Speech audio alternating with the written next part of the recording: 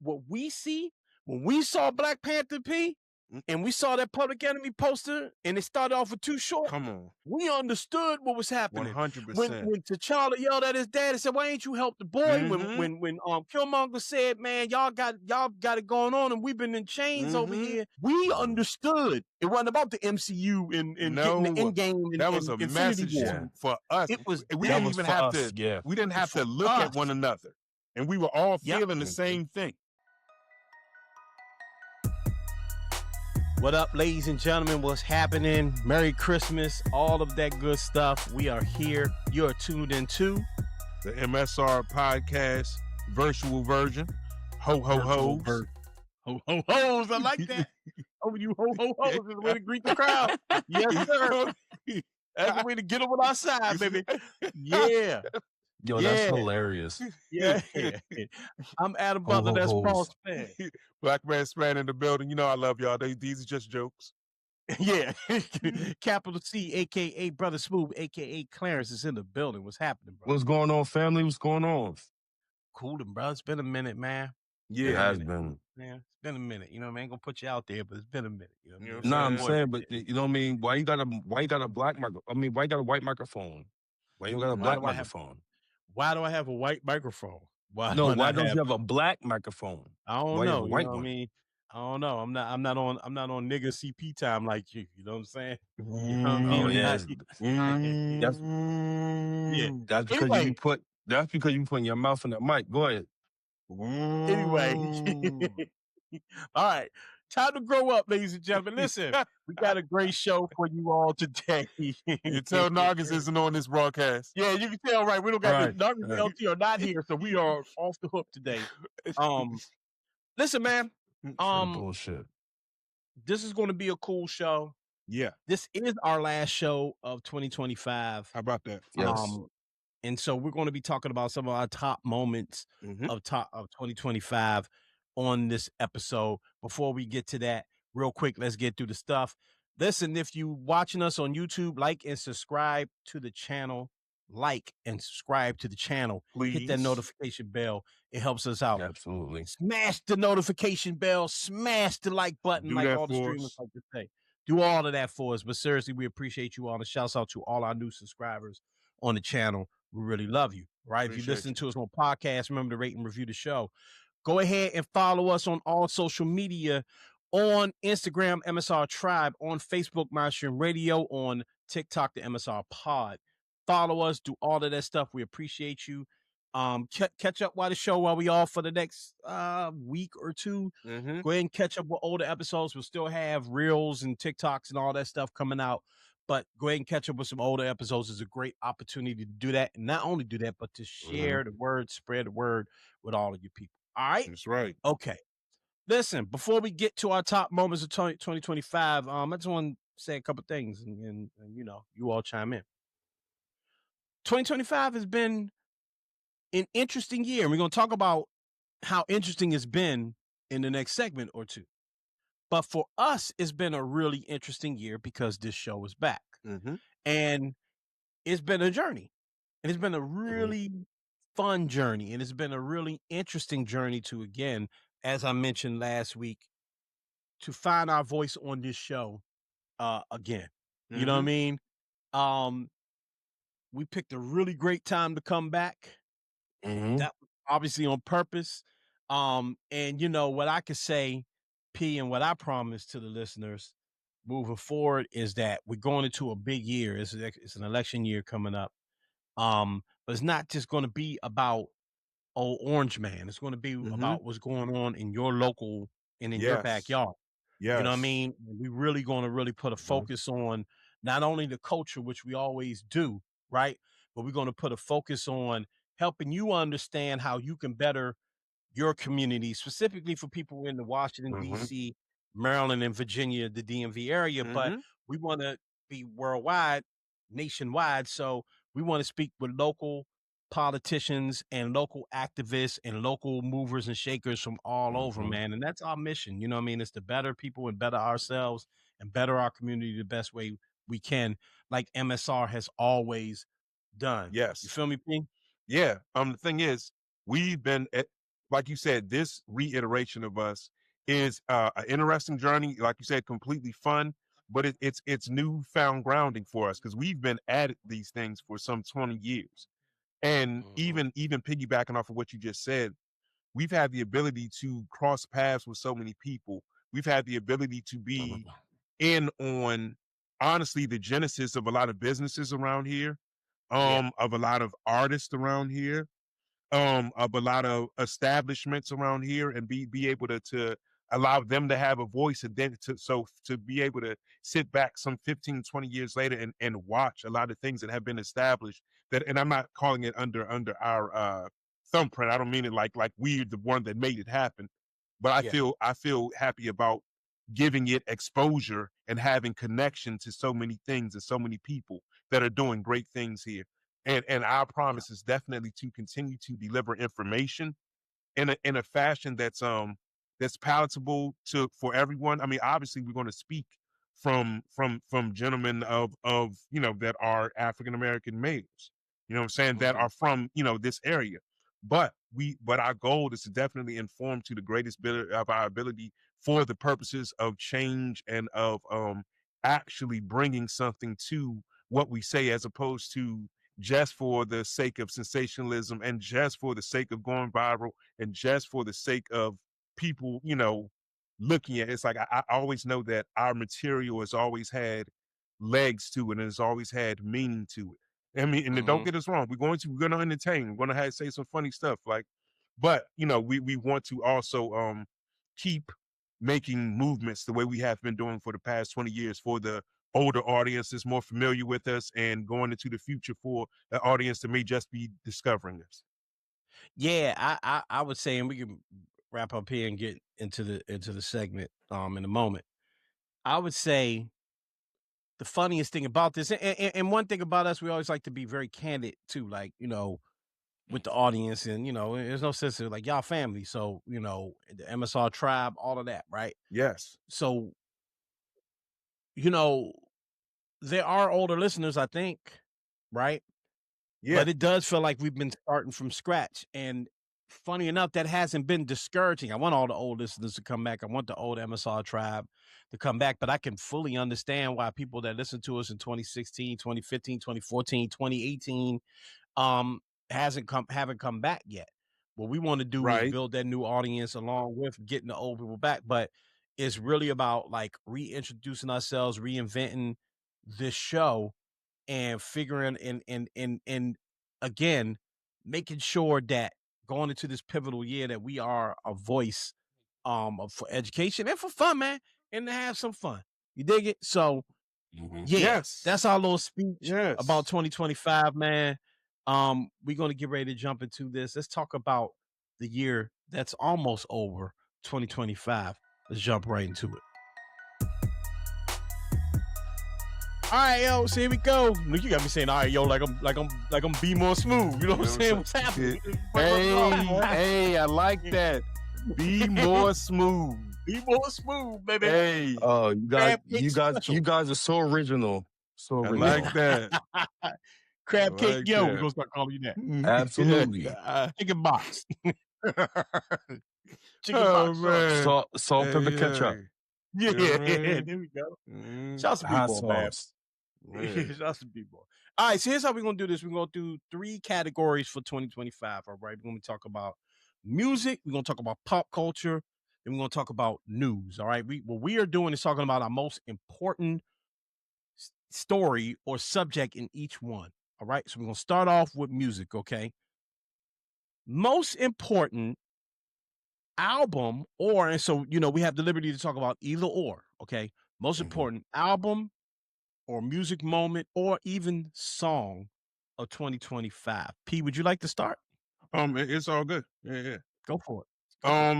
Well, allow me to get out just a few honorable mentions and caveats real quick before I get to the main. Oh my God. Relax. My God. Sit back, boy. Relax. Sit back, Smooth. Yeah. Sit back and relax, dog. Go ahead. Relax. All right. So albums, different albums that I've enjoyed this year. I want to give kudos to Cushion Orange Juice 2. You know what I'm saying? That was a rather I agree. enjoyable album. I I agree. haven't had a chance to fully immerse myself with that Conway, apparently my twin, according to Smooth.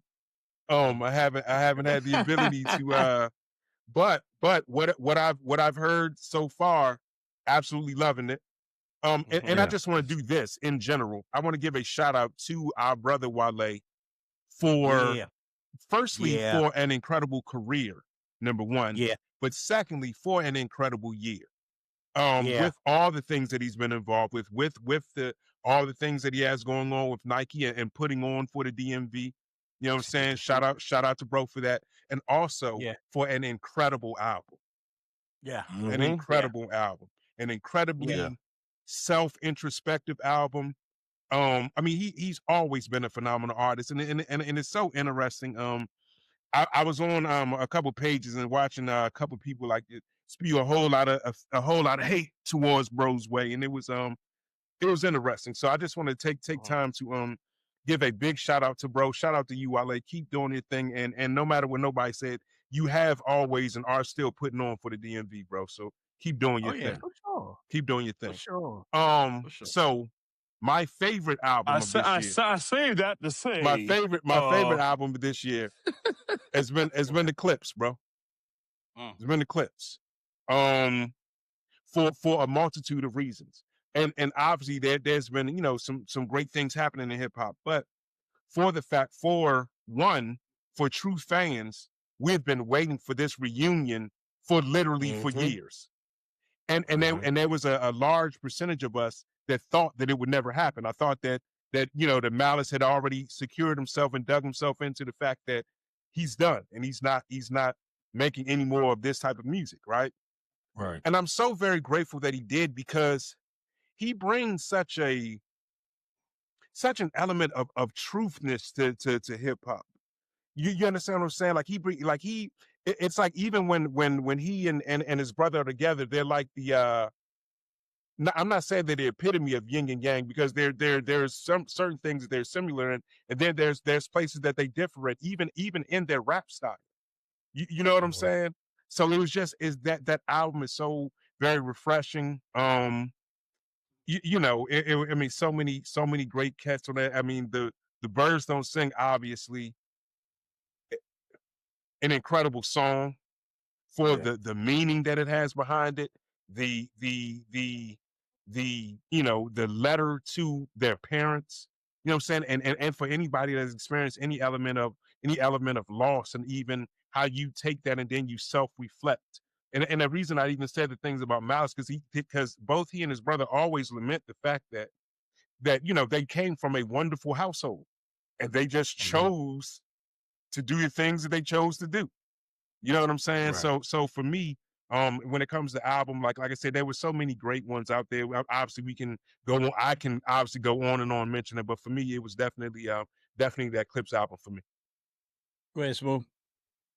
I think the most important album, I agree with Paul, the most important album of the year is the Clips, because I think that it complements the mass appeal. It complements the older hip hop space, right? And so I think that we need that. It's very important for hip hop. To know that Malice is still at the top of his game, like it's like he never left, right? It's like he never left.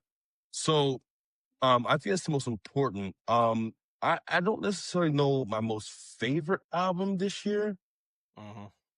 It's been a lot of music. Music. But I want to give a shout out to Chance, because we haven't heard from Chance in a long time. Yeah. Great body of work. Yeah. And I think this has been a very hip hop year, because we've been very dry for the past few years. I mean, there's been it's quiet. Yeah. And then we have Wale, we have, you know, the Wiz Khalifa's, we have the Larry Junes, we have the Hit Boy and Alchemist, we have all the mass appeal things, all the mass appeal, the Big L, Mobb Deep, we have all that. I think this year has been amazing for hip hop, because I think hip hop reminded that there's no age to this thing. Yeah. Niggas who rap they Can rap. rap. Yeah. And niggas who make music make music. Yeah. And there's no age to it. And I think that, you know what I mean, we see a lot of the maturity. I feel like I can appreciate the Nas and Preem album more now than Yeah. I could about maybe I'm not gonna say 5, but yeah, 5 or 10 years ago. So I think this year has just been amazing for hip hop in general. Yeah. I agree with y'all. My answers are the same. I'll elaborate a bit, but yes, I definitely think that, you know, the Clips album is the most important album to come out, and that's very dope. So I won't just repeat everything you all are saying. But I think, Right. you know, obviously, here I am, Mr. K Dot guy, but you know, the GNX is not a 2025 album, even though it came out in fourth quarter of 2024. So it is technically a 2025 album, but the Clips album to me is more important than GNX. But the GNX moment, the tour, the Super Bowl, super important. And I'll tell you why, and why it relates directly to what you all are saying. Hip hop made a shift this year. Okay. I don't say this to hate on anybody, because when we talked about the Billboard and all of that, remember, I was the one that mentioned, the young guys got to be in it. Okay. So the fact that we're about to shout out a lot of like older to really older acts is not why hip hop is better. Okay. But it's better to me because you had a battle last year that forced people to recognize lyrics and creativity. And the more creative artists came out on top. And from there, Joey Badass got inspired. And from there, the Clips got inspired. And from there, Tyler, the Creator, got inspired. And from there, Nas, Mobb Deep, De La Soul got inspired. I'm not saying they all got inspired by the battle. They probably's working on the De La album already. Nas probably already had this Mass Appeal thing going. But these things get recognition not because of the savior Kendrick Lamar. That's not what I'm saying, but I'm saying the tone of hip hop. There was a true tone and a flag planted in what kind of hip hop. And from there, Young Thug albums flop. 21 Savage album did not flop, but it didn't do as normal as it would. And both of those guys are right now on record in interview contemplating their careers and contemplating where music is right now. And what they're essentially saying is, man, the game weird right now. Things ain't the same. Yeah, they are not. They aren't. You got to come with something different. I believe you two dudes can. Okay? I believe you two dudes can. But you got to. And so that's what makes hip hop really dope right now. Doshi was important this year. Yes. Okay? So many things. Was she this year or was she last year? I mean, a lot of her run was this year, the NPR thing and all the Tiny Desk, all that was this year. I think Alligator, I think that man came out in 24 though, but I'm saying her moment, presence, right? Her presence was super important this year. You know what I mean? Even the lady stepped up and was carrying it. Glorilla really stepped into that Southern thing and really, you know what I mean? So I like that. I love that hip hop sounds regional again. I love that we're having in-depth. This is not a hip hop show, by the way. Okay. Like MSR, we are not the Joe Budden pod or Rory and Mal. I'm not trying to make fun. I'm trying to say those are like hip hop centric shows. Right. But the fact that we've been talking about hip hop so much this year is because of how interesting it's been. You know what I mean? And so, yeah, I agree with you two. The Clips are the gold standard of what went on this year. They represent what 2025 was in hip hop, which was like a resurrection. Both a resurrection of what hip hop was and a birth of what hip hop can be. Yes. And I love it.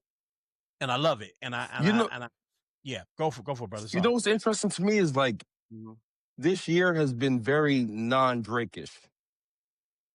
And I think say that, bro. Yeah. I'm just saying it's and I think that's like it's not the focus, the spotlight is not on him. It's on other art forms. Yeah. And I think from a pop culture standpoint, we can't remember the last time we had a year where there was a quiet Drake. Yeah, and I want to add to that because I was trying not to use his name because people He was, have definitely deemed me yeah. like a Drake hater and a old man and all of that Fuck it, stuff, nigga. right? I throw the haymakers. Let's go. And I appreciate it, but I bought 21 and Thug up for a reason because their whole thing has been, and so it's been, and we won't take a lot of time on this because we got other stuff to get to, but there has been a culture clash in hip hop, and I was trying to kind of stay away from it to be positive, but in 21's interview he did recently, and in Young Thug's comments he made recently in the interview he did way back, both of them had a common theme.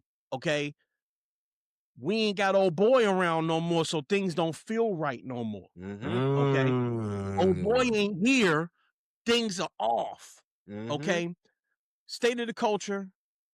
Shout out to Justin Hunt.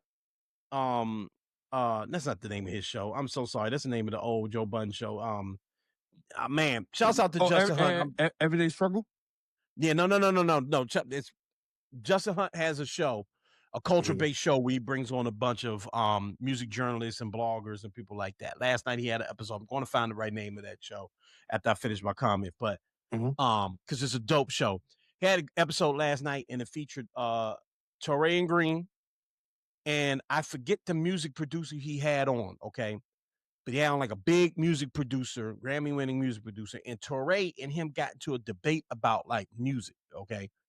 And where the producer was coming from was a very formulaic industry way of music. He kept complimenting Drake, okay? And he kept saying, yeah, Drake changed the way music is formatted. Drake changed this and this, that, and another. And Torrey was trying to make the point of like, so what, right? Like, look at where we are now. The music's better now, right? I'll make this really quick because I don't want to. You also just watch the show because it was a really in-depth and intriguing conversation, and both sides make great points. Drake missing, to the producer's point, you are missing the formulaic sound of hip hop because Drake was the master of that, and that is not a diss. That's not a diss. That's a compliment, actually. Drake controlled the sound of hip hop.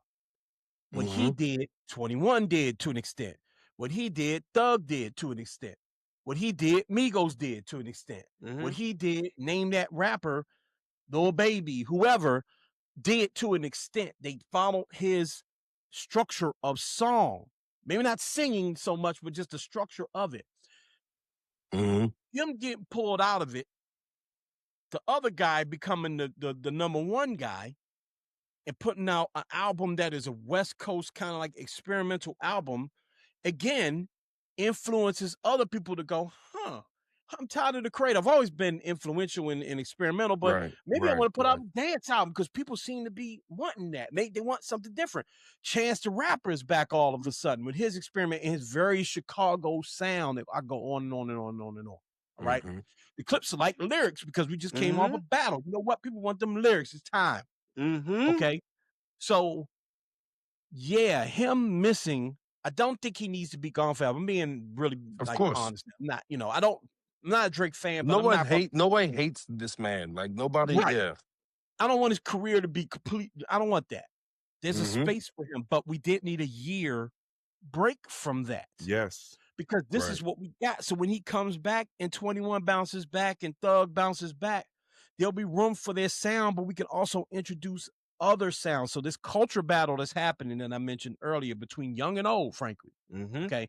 I'm chronically online. I'm always on YouTube, always on X, always on. I'm seeing all these conversations. Yeah, nigga, you be on the grams and shit. I'm doing it all, boy. I'm doing it all. I see people comparing Nas's numbers for the Primo project he just did to 21's numbers to an old Pusha T album. 21 just did like 53,000. That's low for him, right? Yeah, but Nas only did. Yeah, but that's the talk we need to get rid of. And also the comparison. So right now we do have to hash it out. Is it going to be old? Is it going to be new? No, it needs to be balanced. Yes. It needs to be balanced. So I love where we are right now. And I definitely think the clips have the most important album. I still don't think it's going to win the Grammy, but I think it's the most important album. I don't think so. I think GNX is going to win, but again, Oh, I don't want that. I think it is. We talked about this. But has he been campaigning like that? Like, I mean, the clips have been. About this. We talked about this, bro. He never campaigns. He's never campaigned for any of them. But when you look at the success rate of the album, and I get it. But this is another, like, this is a tightened group. This is important for the culture. Like, I feel like we're talking about two different. So again, and we can nail this and then move on. Yeah. Remember, one is up for album of the year. They're both up for album of the year, and they're both up for hip hop album of the year. Mm-hmm. Okay. Mm-hmm. Is there a possibility they win rap album of the year? Yeah. For your points that you're making. Album of the year, bro. The man dominated the charts, bro. I don't think we're really thinking about how much. And not like us wasn't even on the album. But didn't he win Grammys this year for it? He won albums for he won a Grammy for Not Like Us, which is not on the album. A single. He won a Grammy Song of the Year. That's sick. And like three other ones. Okay, Song of the Year. Yeah. Okay. I know you got Luther, you got Turn TV Off, you got the album in general. It was you know, but I don't, again, we had this conversation already. I don't want to diminish the fact that we all agree that the clips most important. The tour and the Super Bowl, hell yeah. Okay, super important. But what the clips represent to me, and I think we agree on this, is super important. Yes. Musically. Shout outs to the clips. Culture shift. Shout out to Wale again. I thought about getting up and getting the sneakers, but I don't feel like getting up walking all the way over there. But shout out to Wale, man. You deserve this moment too. Right. Nah, them sneakers is hard.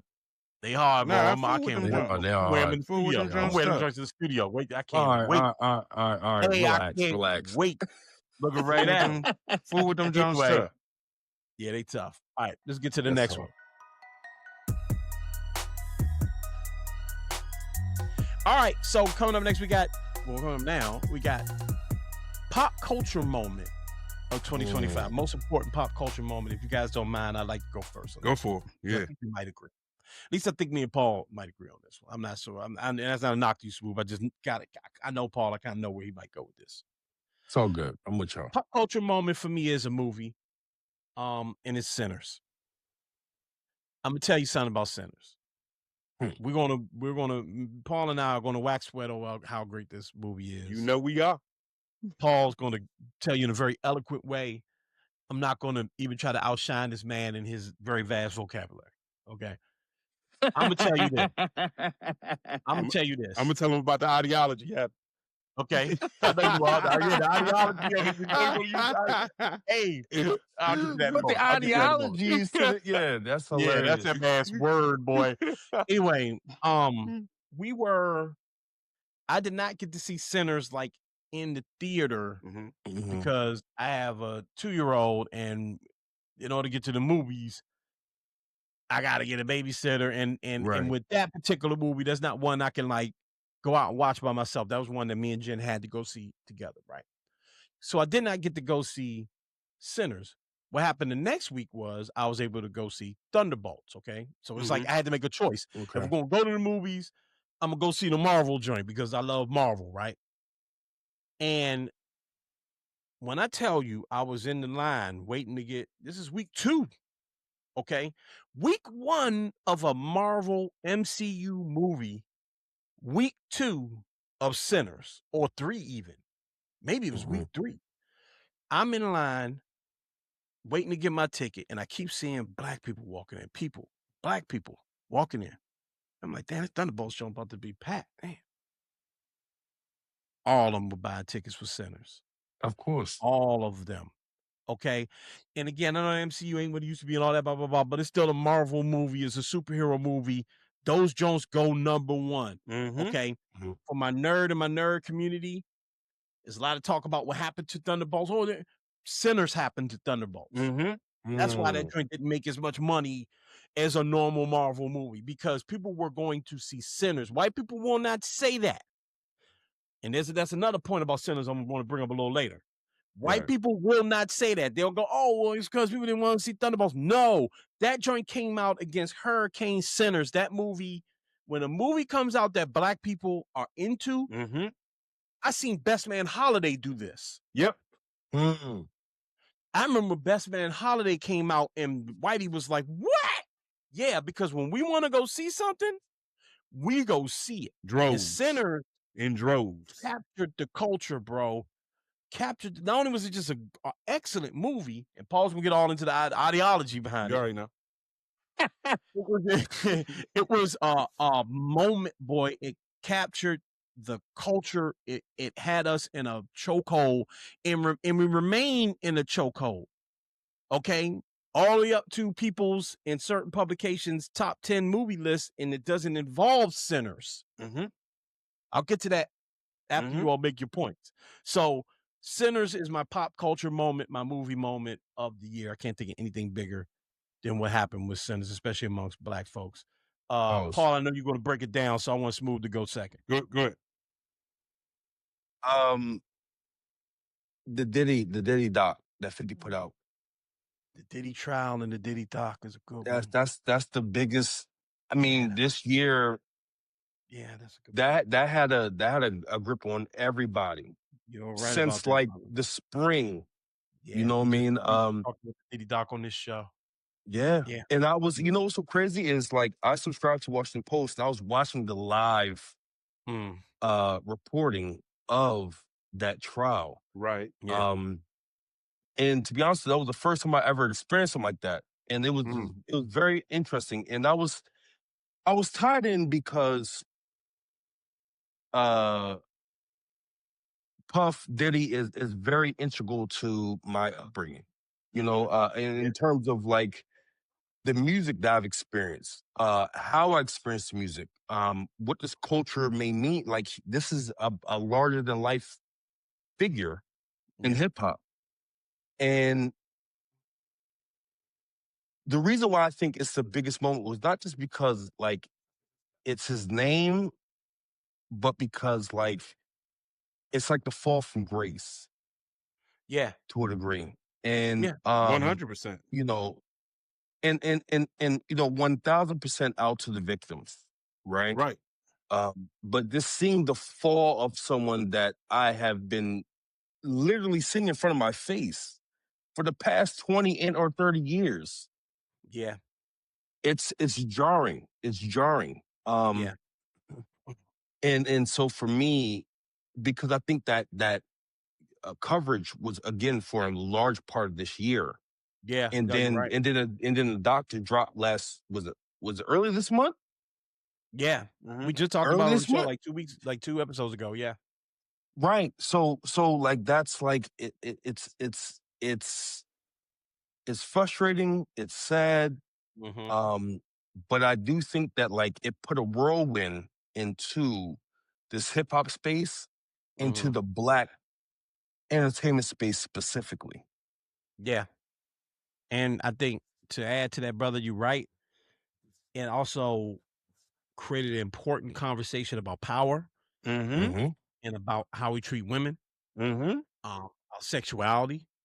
Yes. Both, you know, in every way, you know what I mean? About like even how men treat each other. I mean, there was a lot of times where there was conflict, you know what I mean? So yeah, you took exactly how you're right. I mean, as negative as that was, it definitely raised a lot of questions about a lot of things. People defended things they probably shouldn't have. Yes. Yeah. People were triggered by things. Yeah. It was. Yeah. Nah, Check out our episode about the Diddy doc. We had a great conversation about the Diddy doc. But yeah, that's a good point. I'm glad you got to put that in there. Yeah, and from that, it allows people to check elements of their moral compass. You know what I'm saying? And even per what Smooth was talking about, looking at the fall from grace, it allows us to temper down our thoughts and like we can of admiration. Never allow admiration of a job and or money to surpass humanity. Absolutely. You know what I'm saying? Yeah. Absolutely. But absolutely. No, and I 100% feel you on that one, Smooth. But I mean, for me, you know what I'm saying? You know, obviously, Break Break it down, please. I'll start off with this. Larger The than Kelly, the R. Kelly interview. Go ahead. larger larger than just the movie. It also talks about the deal that Ryan Coogler and his production team were able to get throughout this movie. Because now the movie in and of itself was super large, did incredible numbers, but understand in another 20, the way that movie cycle goes, Adam, in another 20 to 25 years, this man will own all of these things. And I know that seems like a long time to people. I know people might seem really like that. Yeah. It's truthfully no time. And for what he will be inheriting, and like, it's such a movement all the way across the board. It's a movement for creators. It's a movement for the directors and the Black people that are going to be creating films coming up behind him. It's also like even showing the power in Black movement, the power in what Adam said. When we really want to get up, go out and show out, it is going to happen. We have the most consumer power in America of this. I know. Right. You know what I'm saying? Right. So that portion of it is super important, aside from just the film in of itself, on both ends, from the point where there were Black people that were exhausted with the conversation of Black power and upward mobility. And there were a sector of people that didn't, man, I don't want to go somewhere and think about this. I want to go there and all y'all want to break down all this smart stuff and all this. It was crazy to me. It was, you understand what I'm saying? But it allowed conversation, and it allowed people to say, I wonder why you feel that way. And then we can discuss things and come somewhere in the middle. I mean, people have the right to feel however they want to feel. I'm not chastising people for, whether they didn't like the movie, whether they didn't understand it, whether they didn't get it, that's on you.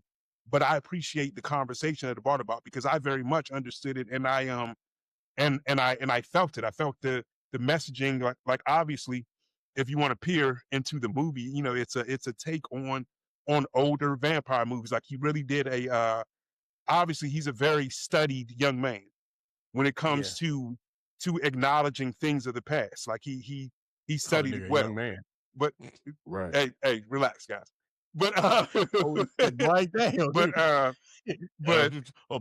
man. He also used all those characters to break down so many important things. Like the vampires represented Jim Crow. They represented integration. They represented so many Culture things vultures. to where to vultures of the literal vultures of the culture that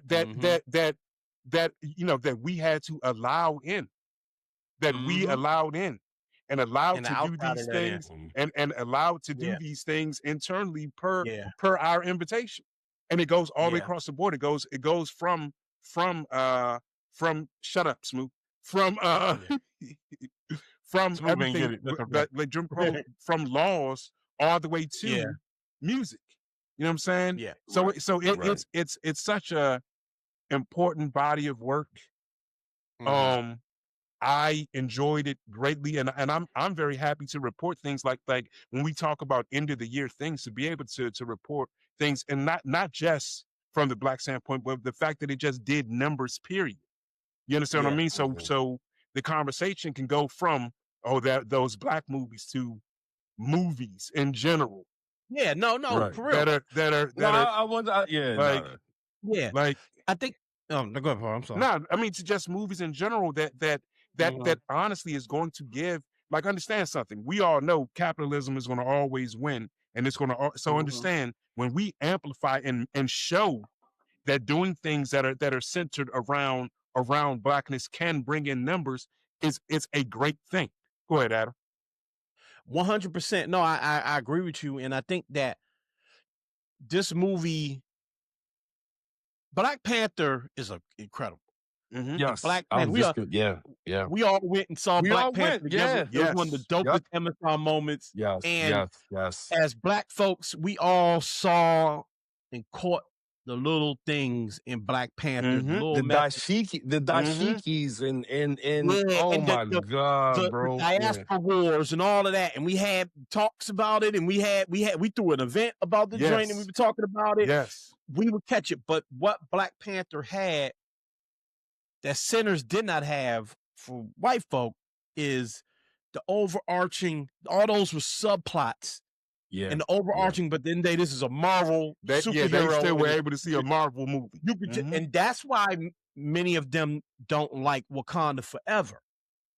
Okay, because Wakanda Forever doesn't offer the same pop that Black Panther did. But when we went to go see Wakanda Forever, we mourned Chadwick Boseman. We were going to his funeral. Yes. Okay. Wait, no, I thought we saw the first one.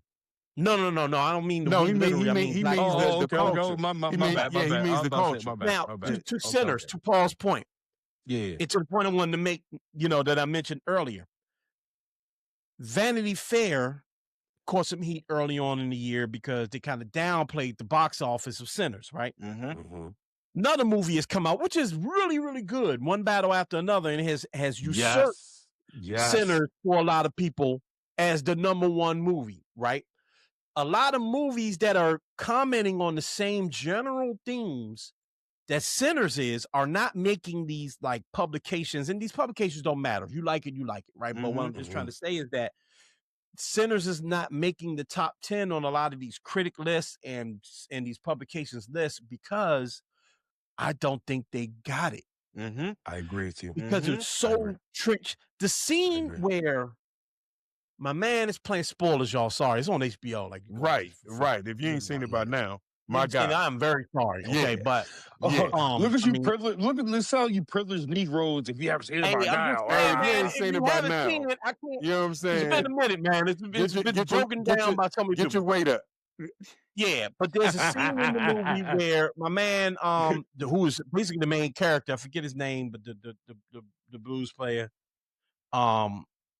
he's gone and he's got everybody in the zone in the trance. And y'all know the scene I'm talking about. And look around and it travels through time in music. Right? Preacher Boy, Sammy, Preacher Boy. Thank you. But the most impressive part, all that is cool. The imagery is cool. I get it. But it's the part with the white vampires sitting out there in the days. And we've been talking about this for weeks. Goes all the way back to our Billboard conversation.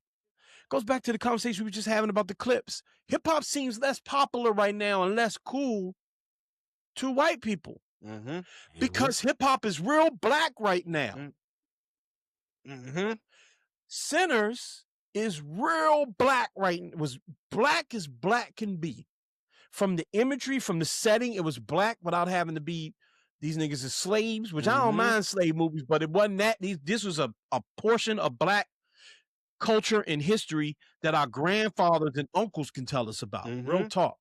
Because you don't have to have been alive in 1930. You could have been alive in 1965 and worked in Mississippi down and essentially been almost a sharecropper. Okay. I remember my boy that played Big Boy from 8 Mile that's in this joint. I forgot his name. Who played the bodyguard. Okay. Yeah.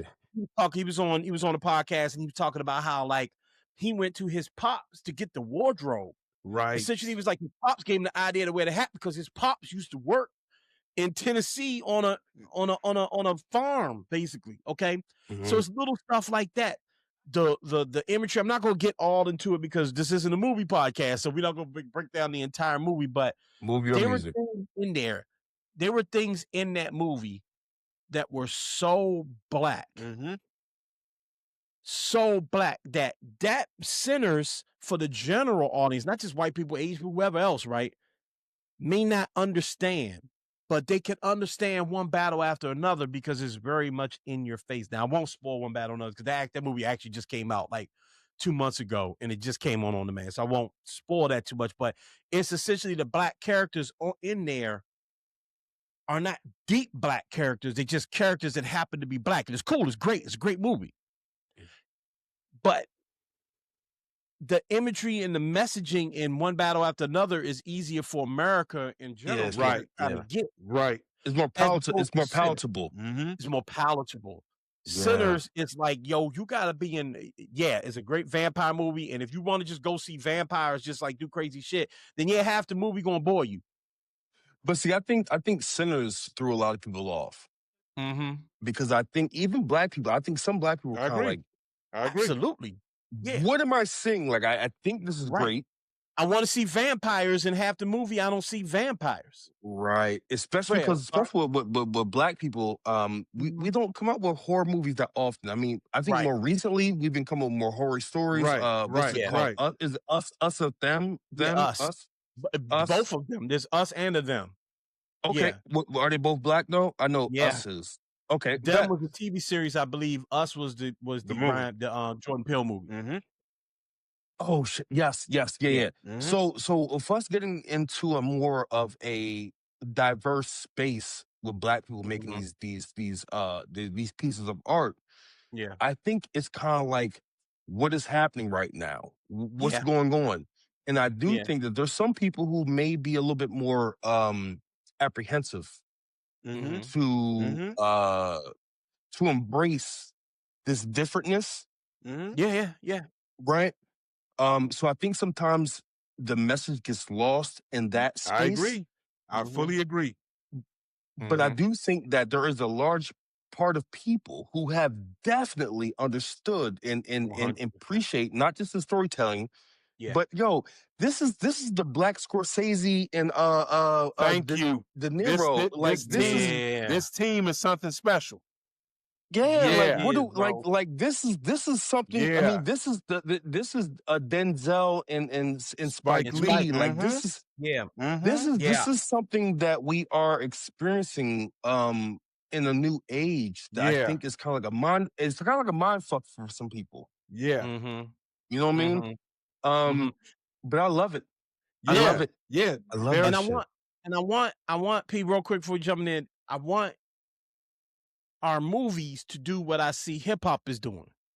Cause you're right. And by no means, Paul mentioned this earlier. If you saw Sinners and you just wanted to see vampire movie, okay, and you were disappointed because you just didn't get, Dawn of the Dead, which I get. By the way, this movie's kind of inspired by Dawn of the Dead, but you didn't just get like Dawn of the Dead or Underworld from opening or vampire, scene, from opening True Blood, I get that. I want Black people are not a monolith. We are not a monolith. Just like we were saying with our hip hop. I don't want Drake and Thug and 21 and Migos when Migos and you know what I'm saying, Quavo and all them to go away. I forgot to mention this earlier. That Metro Boomin album is one of my favorite albums of the year. I remember you said that, Episode number 1, I was talking about that damn Metro Boomin. This shit is dope. It ain't nothing educational on that jump. Take me through there. Okay, I love it. I love that shit. Educational. All them. Okay, so I want our movies. All I want for Black people, bro, is to be free. How about that? I want us to make silly shit. I want us to talk about silly shit. I want us to be able to be serious. I want us to be able to say, you know what? That's goes back a couple conversations back to Joe Budden versus Native Land Pod thing, right? Not to harp on that, but just use it as a point. I want to be able to watch the Joe Budden pod and when they get too serious here, Joe go, yo, I want the jokes. Right. Right. And I want to be able to watch the Native Land pod and watch these extremely educated, vocabulary deep as the Grand Canyon. People talk about politics. Then I want something in between. We try to give you that on this show, right? Right. That's Black people. We want to laugh and we also want to cry. Yeah. We wanna, but that's a tall task. I agree with you. Yeah, it's a tall task because, like, kind of like how we spoke about playing tennis and doing those other things. Like, we have to still. And I don't. It sounds nasty what I'm about to say, but like, we have to still break away from that. We have to break away from the traditionalists so we can get back to the silly. Like, I feel like Issa Rae specifically. Is a star, not just because she went from YouTube to HBO, but because we saw a Black woman being funny as hell, talking about the most everyday shit. Yeah. And can I be blunt? Right. Yeah. A beautiful, but like normal beautiful. Right. And what I mean by that is like she wasn't like she didn't have like Hollywood. Yeah. She's beautiful, but not like she was not like this created figure. Right. She's a regular person who represented regularness and Blackness, and it wasn't trauma, and it also wasn't like I'm a lawyer and a blah, blah, blah. It was, I'm a normal person and everyone around me. And that's why Insecure, to you, not to step on your point, but that's why Insecure had us in such a chokehold, because we could all relate to it. It was just regular life. And that's all I'm saying, Paul. Smooth, I'm with you. It is a tall task because of what we're going to talk about next. What I'm going to bring up in the next segment, where I'm probably going to go with that. It is a tall task because everything, like the movie Sinners, to bring this thing full circle, like in the movie Sinners, all these people wanted to do was go have some fun. Have a good night. Have a good night. They just wanted to go. The dudes left. I had to go back to the plantation. Yep. They left Chicago. They left the bullshit. They left the bullshit. They took my man from his job. His wife was like, you better go make that money. Okay, they left the bullshit to go have some fun, and there were two entities after them. Blood-sucking culture vultures and traditional racist white men. Motherfuckers. Their night was going to get fucked up whether them vampires showed up or whether the Klan got there. And you know what's so crazy? Is they did everything right. They purchased the space. They gave the money straight up. They were very respectable. They were all those things. All of it. And they still, and still, America still fuck Show with them. who they are. What I don't think people get, what we see, when we saw Black Panther P, and we saw that Public Enemy poster, and it started off with Too Short. Come on. We understood what was happening. 100%. When T'Challa yelled at his dad and said, "Why ain't you help the boy?" When Killmonger said, "Man, y'all got it going on, and we've been in chains over here." We understood. It wasn't about the MCU and getting the end game. That was a message for us.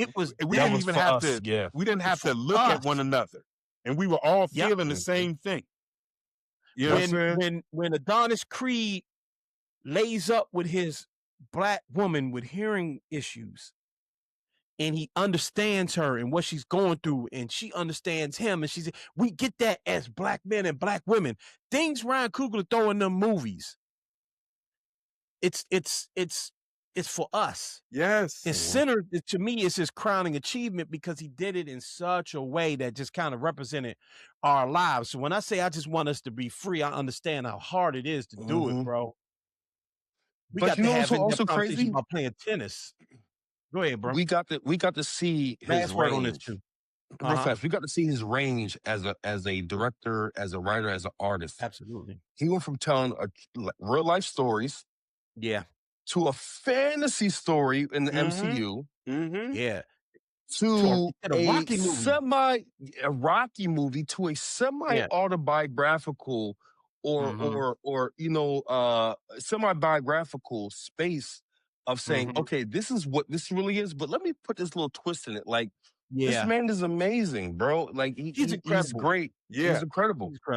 He's incredible. And bro. And like I say, he and Michael B. Jordan are really building something. And to your point, Adam, definitely R.I.P. Chadwick Boseman, because I think the tandem of them would have been doing absolute wonderful things. And the way that that Coogler talks about Chadwick Boseman, calling him one of the most focused individuals he's ever met in his life. So R.I.P. to bro, because like I said, their two-man team is incredible. The things that they're doing. I know they're about to do a movie on Mansa Musa, which is, I'm sure, is going to be absolutely incredible. Well, the next movie is actually going to be Black Panther 3, and I'm curious to see how that's going to work out. Oh, really? They're doing Black Panther 3. Yeah. I didn't like the second one. Kind of turned me off of like the Black Panther franchise. Because it was a woman. No, that's sorry. That's funny. No, that really got his goat. I was thinking that. My mom was like, "Oh, you don't think all that right?" She was doing too much. Not enough cooking. She was smart. She couldn't tell the time because she didn't have Wi-Fi when it was on. She wasn't on the stove. She didn't see it on the stove. But go ahead. Now, like I mentioned earlier, and again we can wrap up, bro. But as I mentioned earlier, that movie was a funeral for Chadwick. It was a very difficult movie. It was written homegoing celebration. He's supposed to be in the movie. They had to rewrite it, and it was I cried like 3 times watching that movie. You know what I mean? So it's like it's a hard movie to watch because it's about grief. Not again, this is not a comic book news show nor a movie show, but I'm curious to see what they're going to do with Black Panther 3 because there are rumors about where it's going, and even outside, I mean, they got to do. Claire, it's the MCU, bro. You got to do. I get it. I feel like because coming off of that monumental like moment, yeah, and then hitting that second one, it's like that was always going to happen. That was listen. Is it the sophomore slump? I said it that night, bro. I think I said it that night. If I didn't say it to y'all, I definitely said it when I saw it with my pops and them. Black Panther 2, and this is obvious before I had any idea that Chadwick Boseman would not be in it. Okay. Black Panther 2 was never going to meet the moment in one. One, to the point we're talking about was a cultural, like, we went, Chris had a dashiki on. He did. When we went to the movie, we all had on like African colors. Yes. That man Paul, by the way, that man Paul said that man looked like Desmond Tutu. I will never forget that. It's been like almost 10 years. And I will we got put y'all saw that picture we took off. Oh, you know we do. Oh my God, we do. I love that picture. This is one of my favorite pictures, but I said that night that that movie would never live up to that level. That level of hype was incredible. Everybody was in there we were all cosplaying in the movie. Black Panther 9-10 times. I knew people that was like, I'm just funding other people to go. I'm just buying tickets. Other people. We had events. Yeah, we did a whole event on. Yeah, we did a whole event in the studio. Yeah. Black Panther 2. Yeah. That was never going to happen with Black Panther 2 because what Black Panther 2 was always going to happen. No. First of all, let me give you props for that, nigga. Like that idea. No, yo, with a ball cap. I heard that one about that. That's funny. Right. Now, we like, did that together. We did that together. No, I know. I'm just saying, but I feel like it was like ahead of its time, and I just think it was very, very it was great. I appreciate you, bro. I will give you flowers, bro. You know me, I love appreciate you. it. We all gonna take them flowers because we did that together. But listen, no. What I'm saying is that cultural moment is you can't replicate that ever again. Important. And they were always going to have to just turn that movie into, all right, now this is a superhero in the MCU. How do we move forward? But why I'm interested in the new one, because it's Ryan Coogler, and Ryan Coogler is, Ryan Coogler. It's the MCU. I love the MCU, but I'm curious to see, there will probably be a new T'Challa. And to the point we were making earlier, why I even brought this up, I'm curious to see how Michael B. Jordan fits into it because Michael B. Jordan's been in every Ryan Coogler movie, including Black Panther 2. So I'm curious how they shoehorn him in there, if not, or if this officially ends up being the first movie he does. Is he directing the third one? Yes. But did he direct the second one? Yeah. He really? Yeah. Yeah. I want to. Go ahead. No, I'm saying, but you still got to give that second one grace because, like Adam said, like they did what they had to do because bro passed away. Yeah. Of course. Yeah, all due respect. So like, it's not as good as one. It's not as good as Black Panther. Even without the hype and all of that, you take all the cultural hype, which is difficult to do. But even if you can manage to do it, it's not as good as the first one. And no, I'm not accusing you of this. I know you're not saying you didn't like it because it was a woman, but no, the character of Shuri. No, I'm dead serious. I know. I'm sorry. I'm dead serious about this. The character of Shuri is not as endearing and as interesting as the character of T'Challa, especially in the position they put her in. I agree. So you're in a position where you got to take your second, a side character, essentially, comic relief, honestly, in the first movie, and make her the number one hero of the film. It's difficult to do. So I can understand anybody that says as her character's going through grief. Yeah. Right. Yeah. Right. Like that's a big, like you just said, it's a big piece, like that grief piece. Yeah. Is a big like shadow or cloud over it's the hard movie. to watch the movie. It's not a movie you want going back to because it's not a fun movie. It's a sad movie. So anyway. Anyway. Yeah. All right, we're going to move on.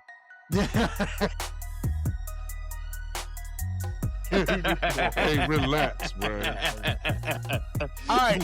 Ass. He's still talking about the movie. Anyway, we moving on. This thing is it's Yeah. sinister, dog. Yeah, Like, yeah. he laughing like he got a body in the back seat. You know what I'm saying? You know what I mean? Damn, Break proof, nigga. What's up? Man, it's scary. Hates that It's movie. scaring Golly. me. Right. Anyway, all right, moving on to our final segment of 2025. We're talking about the most important news item of 2025. P, you want to go first on this one, or you want me to go first? Nah, you go ahead, man. You I'll go go ahead. first. I think, yeah. I mean, Yeah. listen, as I'm sure you two couldn't do, well, I'm going to speak for you, but it's difficult to find a news story. But to me, sadly, the news of 2025 is the news of the Trump presidency. Yeah, how about it? Just, Mm-hmm. it just is. I know, fall asleep all you want, but it's the truth. It's the truth. It is. And that's It is the exactly what truth. I'm gonna talk about. So get your rest if you Yeah, need no, to. it's absolutely true. It's absolutely true. And Okay. listen, I understand. I actually, we do 2 episodes. We might keep this 2-episode thing going too, by the way. We'll have more about that towards the end of the show. Our earlier episode this week, I'm very candid with Nargis. I told her, because we talked about the Rob Reiner thing and all that in the tweet, or the social, and now I'm like this nigga, because it does make it is like literally like, oh, what the fuck, right? And I told Nargis that, and I told the audience, and gave us a little inside baseball. We talk about these things, and Paul and I in particular talk about them when we talk about what this show is going to be, and we do think about y'all, Smooth, LT, Nargis. We do. When we feel like we need to talk about old boy. Because it is boring, and it is a lot, and that natural instinct is to go, young, don't pay attention to this. I say it to my wife. My wife will call me about some shit, and I'll be like, yeah, you gotta not pay attention to that, because he's going every day. Just today, the day of this recording, just today, he renamed the Kennedy Center the Trump Center. Just yesterday, he created a wall of fame that's essentially just joning on former presidents. Like, the picture of Joe Biden in the White House. The portrait. Hey, you're Obama, by the way, bro. He is. Like, you're a cold Obama. Yeah, But you know what, though? That's hilarious. You know what, though? I get that. I get it. I do. I get I get it. I get it, Paul. And I get it, Smooth. I'm not trying to be condescending. No, I'm with you. Sometimes you just gotta laugh at the shit. Sometimes you gotta find what you can laugh at. Sometimes you gotta find what you can't. Again, we talked about it. If Trump derangement syndrome is a thing, it's exhaustion. Yeah. Okay? It's not some shit that's making us want to go shoot up people and all that. No. It's literal gaslighting and exhaustion. And the reason why he is the news story of 2025, because he inserts himself into everything. A man died at the hands of his son. Allegedly. And he found a way to insert himself on a super local level. Me and Paul's favorite football team got a new stadium. He found a way to insert himself into that. Every single thing he finds a way to insert himself into. So we, as a country and as people, have to find a way to dissect and maintain our mental health. Yes. Right? That's why I led off the show by going, we are going to be talking a lot of politics in 2026 because it's an extremely important year. But we have to find a way to talk about it without always having to focus on old boy, even though it is about old boy. How do we do that? It's very difficult. It's very difficult, right? 2025, the man has been nonstop. Some shit is bullshit. I agree with my brother over there, okay? Some shit is bullshit. Some of it is just executive orders that are just, you might as well just give him a piece of paper to scribble on. It means nothing. Some of it is very, very, very, very real. Some of it, who knows? Again, just today, renamed the Kennedy Center. Announced he's going to have some type of weird Hunger Games athletic competition against kids. And again, maybe that's cool. right? Mm-hmm. What I'm saying is that he's such a different entity that it's difficult to navigate it, but we must Have to. find a way to navigate have it. to. So 2025 was all about him stepping Bigfoot and everything. 2026 has to be about something different. Okay. And so to me, and we talking about news and news stories, politics stories, whatever you want to call it, most important. I mean, how can it not be the inauguration and the presidency of Donald Trump? One last sentence I'll give y'all. Again, I'm not gonna pontificate and just keep going. I won't. I promise you. I promise you. I promise you. Like I said, I know you all don't want to come on here and see me just scream about Trump. I know it. At all. I know you don't. I know you don't. I don't want to listen. You think I want to do this shit? You think I like this? We don't have to though. I do not like this, bro. I love politics. Yo, I ain't gonna front. I love this shit though. We'll get to that. Give me a moment though. Okay, fair enough. You are truthfully going to get your time. Yeah. Yeah. Of course, okay? of course.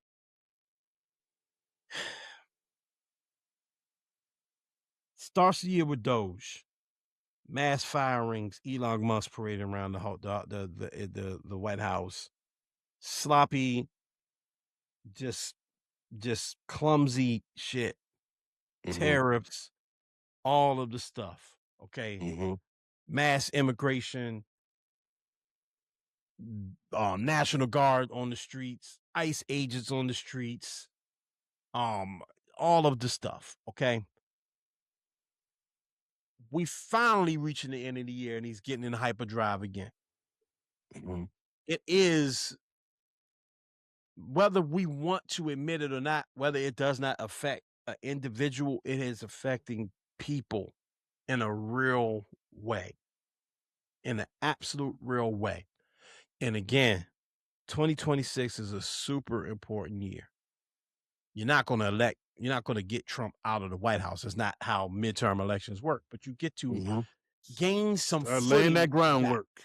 Yeah. Okay. Again, because it's not just about Donald Trump, it's about other weirdos that hold Senate seats, Congress seats, and local mayors and local this and local that, who are bozos and weirdos, and you have to do something about it. So you have that power. I believe in that power. Okay. I believe in that power. And I employ people and we're going to do all we can to help people exercise it. Most we can, even if it's just 11 of y'all niggas listening to the show. Right? All 11 of y'all. Y'all gonna hear this. Hey, fuck it. It's a solid 11.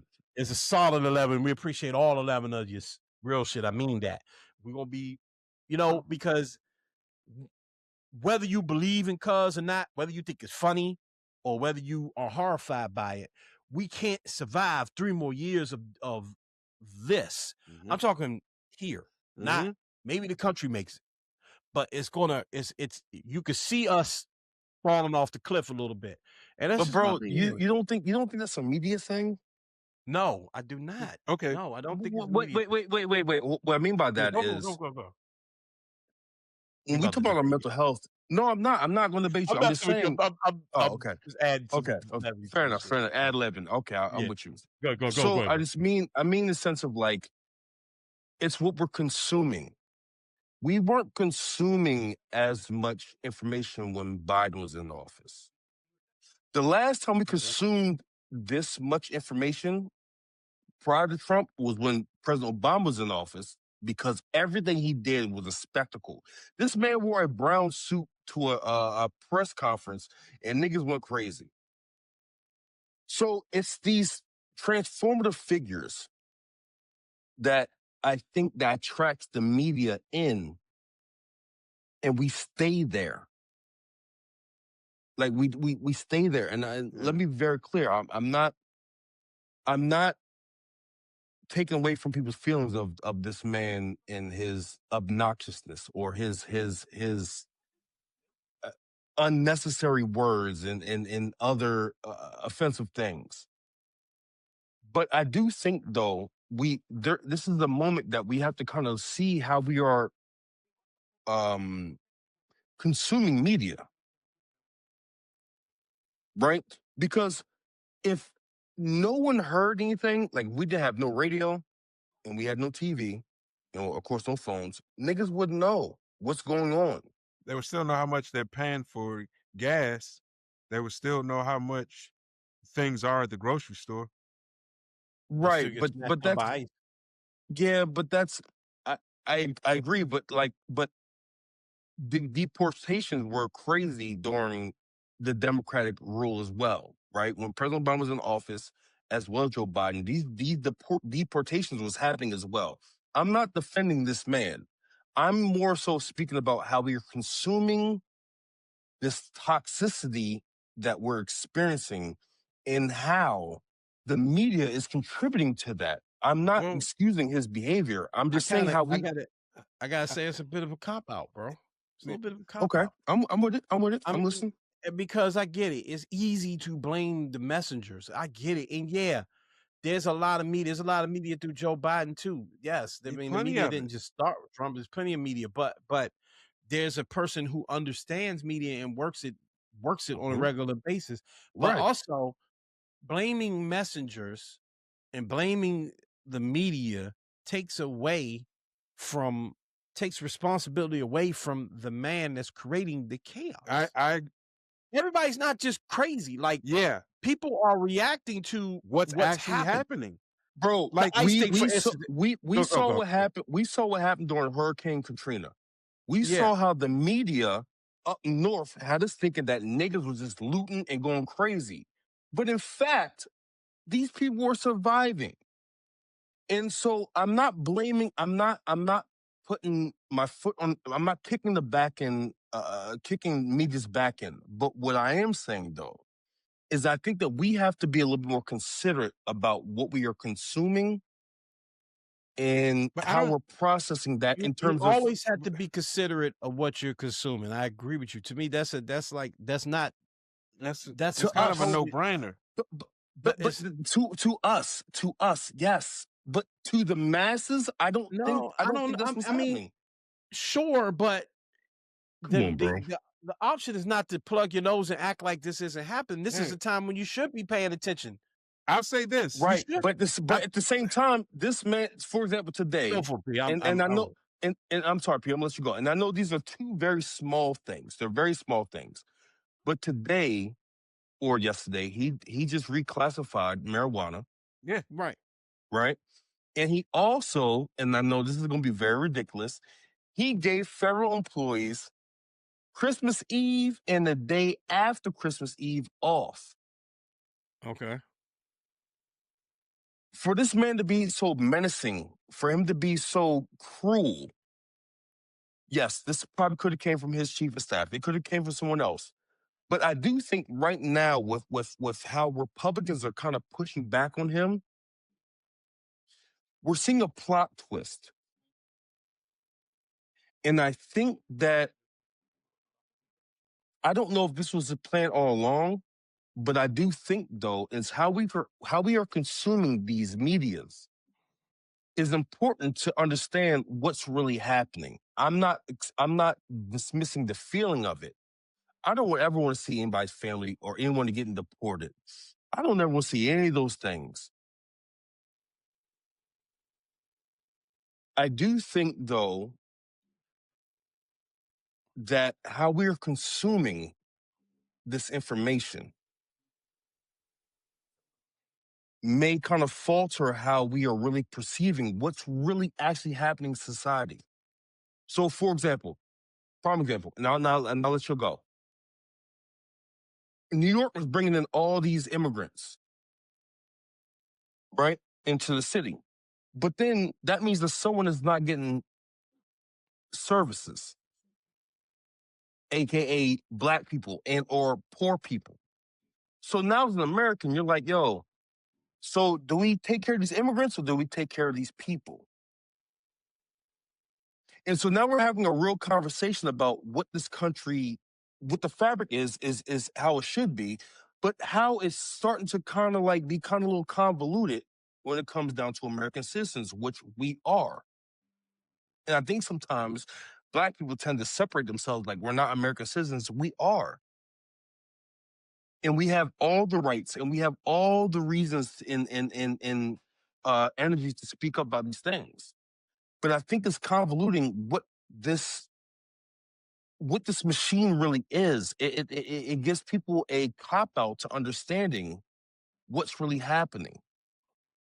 And I think sometimes it's not necessarily the man or the person or their actions, but it's how it's being portrayed. Yo, I read the Washington Post every day. That's a left-leaning fucking paper. Right. All right, let me say read this, it. I pay for the shit. Go ahead.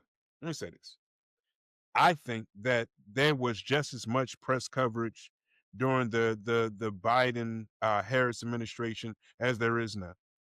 There was just as much talk about Sleepy Joe, about his element of dementia, about all those things. I think that this person and this administration is polarizing.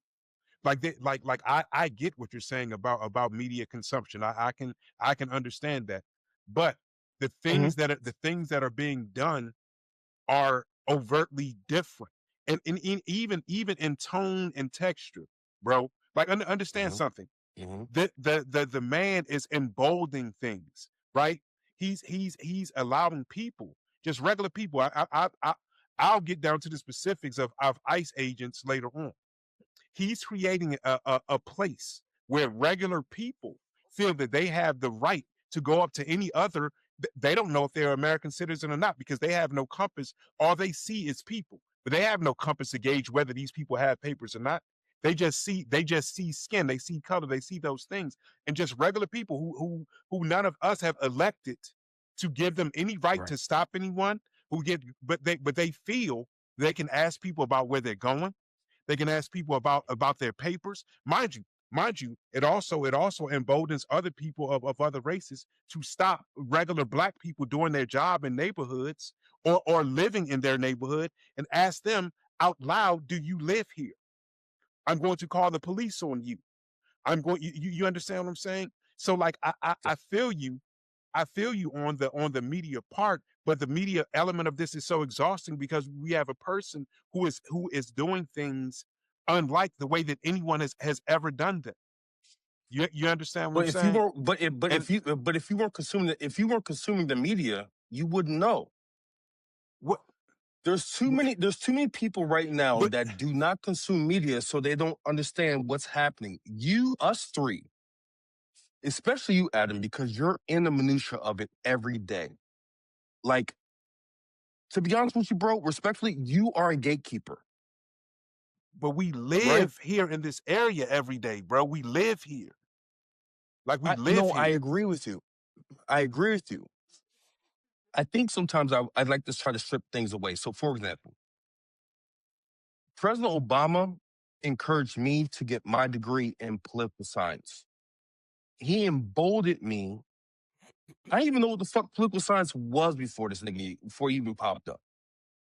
I'm like, yo, that's a thing? We can put all these social sciences together and figure this out? Oh, yeah, I want to do that. I think that there's transformative figures that inspire or embolden a lot of different people in or things.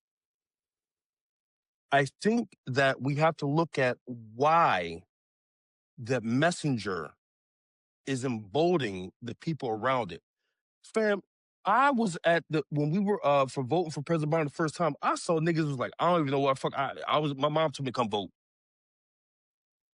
Right?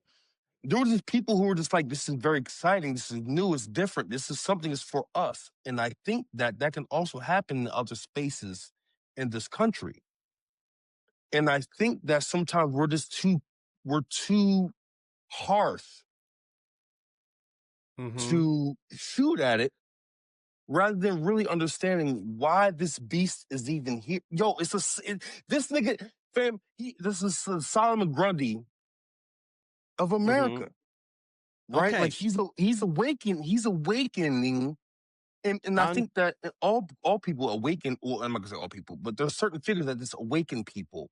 And I think that For me, Awaken it's them more to important to what? understand. I want to know specifically. What do you mean by that? Hold on, no. Uh-uh. I get what he's saying, but I don't think it's the point. Okay, That's fair. or you're ahead of the point, or you're ahead of the point and arguing as you're debating the minutia. When if what you're saying is this cult of personality, this guy that knows how to rev up Americans and rev up American media, ultimately can have a positive outcome because people can wake up and start having real conversations about what this country is. Yes, but people don't just do that. Right now, this man, we talk about Project 2025 all the time. It's a playbook.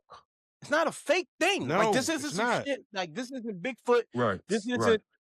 Jim. This isn't even Willie Lynch, which probably wasn't a real person, right? Real thing. Right. Right. This isn't something that we just like. Some It's nigga just named like Willie. right. This isn't something that we just kind of like wasn't real, but we kind of operate like it is real. Project 2025 is a real thing, and there's a playbook in it, and the playbook is being played out. Okay, and you can. What they bank on is what you've done a couple of times. Well, Obama deported people too, and Biden did this too, and this person did this too. When their way of doing it is harsher and gives less of a fuck about what law thinks and what people think. The man is actively in your face talking about running for a third term. Okay. But there's ways, talking about media and talking about having the gift of gab and talking about knowing how to talk to people. All three of us have been doing it for 10 plus years. Paul and I for 20.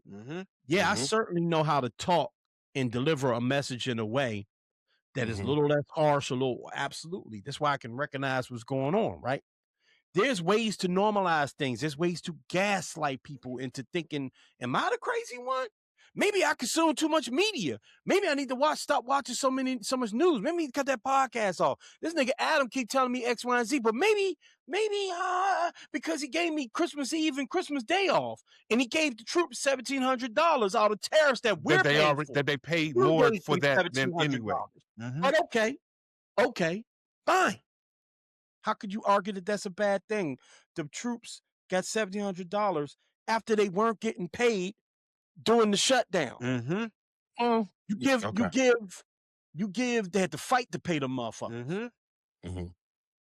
You give federal employees Christmas Eve and Christmas Day off after you massacred them for months in the top for 43 days. Yeah, I had a friend that had to move out the country, sell his house, and move out the country because he randomly lost my job. I watched my dad, who I ain't never remember not having no money in his pocket, not have money in his pocket. Wow. Okay. That don't matter to Jim Bob in Nebraska. You know what don't matter to me that's going on with Jim Bob in Nebraska? His farm is closing. His town, his little shop is closing because he can't get UPS packages because of tariffs. But Trump going to take that money and give it to a couple of people, and we going to go. So what I'm trying to say is this, bro. Media works both ways. We seem to agree on the end game. That we want people to wake up. That's really what I was saying about, like, don't get Trump derangement syndrome. Know that there's ways, because what you seem to be talking about, bro, is this idea that, like, at the end of the day, ain't shit we could do about it, and we can't settle into that, right? Don't just sit back and bitch about Trump. Do something. Well, that's what I'm saying. But the only way you know to do something is if a nigga like me and a nigga like Paul keep reminding you that you need to do something, because it's real easy to wake up in the morning and forget. It's real easy to get distracted by your own life. It's real easy. So what I've been saying and what I am saying, what I said to Nargis last week, what I'm saying now, and Paul probably agrees, I'm going to give him his moment to say what he got to say, is yes, mind your mental health. Yes, understand that there's a narcissist in the White House and he loves the attention, and he's getting older and he's worse than he was in 2016 in terms of his narcissism. Okay. And his shit is scary and it's daunting and it's going to feel like it ain't nothing to be done, but there is something to be done. and you got to keep your eye on the ball. And if I got to annoy your ass, and if only 11 of y'all listen, I'm gonna drop my shit. If only 11 of y'all listen to me, and Paul and you and Nargis and LT, but specifically my yelling, finger waving ass about Trump. I admit I'm the nigga be screaming about Trump. Fine.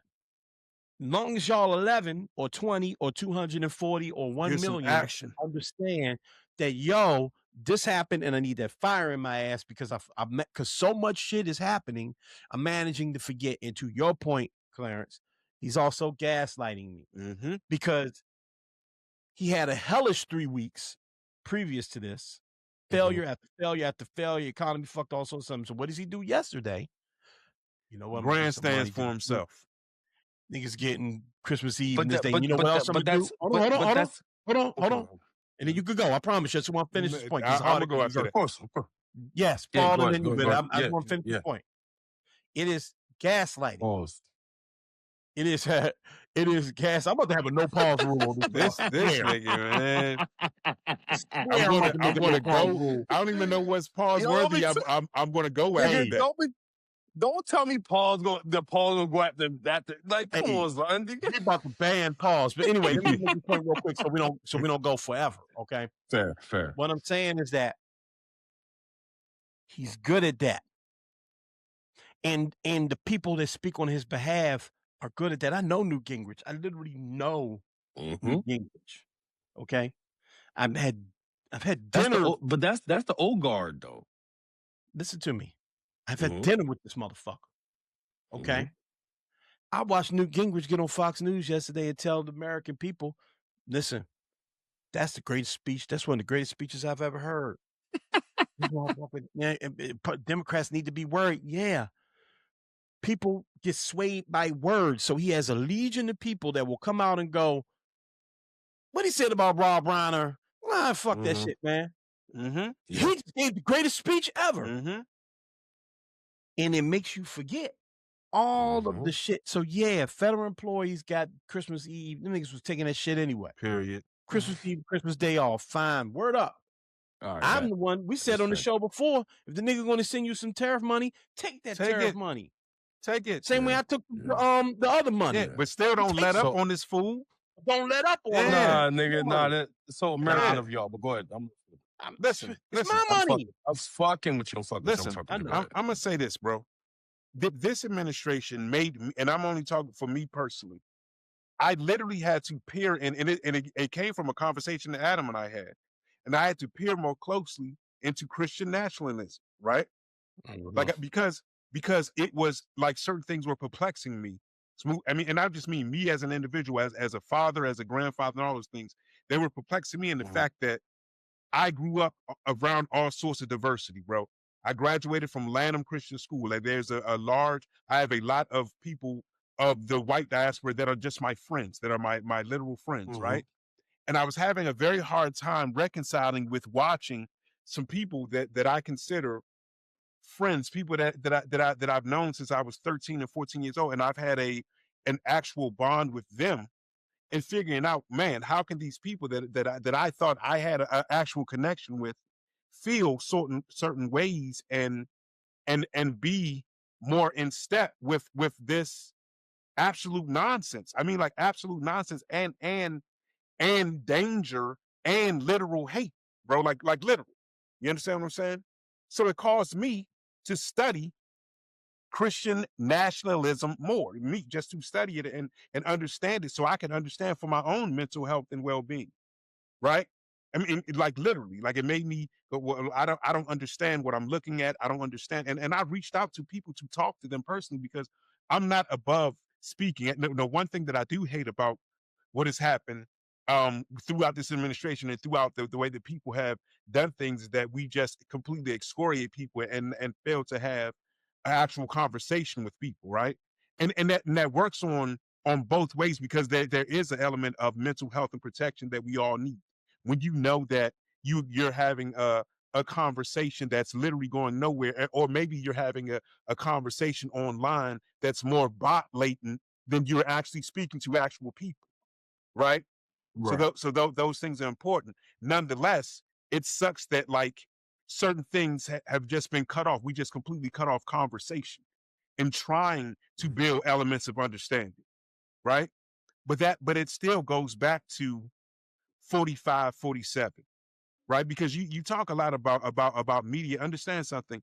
Homie came into office because of of You're Fired, because of The Apprentice, because of those I things. agree. So don't think that he's not as media savvy or even more than the general public, because understand Which is why to a degree should be bullshit.